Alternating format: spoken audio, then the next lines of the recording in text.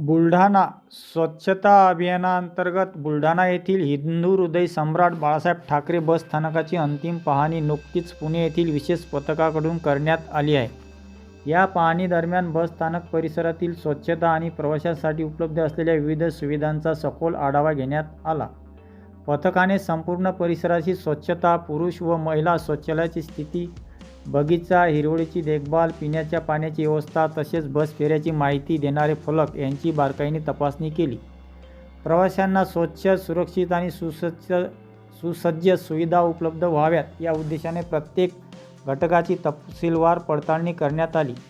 या विशेष पथकात पुणे येथील 2 महिला अधिकारी, 1 पत्रकार तसेच प्रवासी संघटनेचा 1 सदस्य यांचा समावेश होता.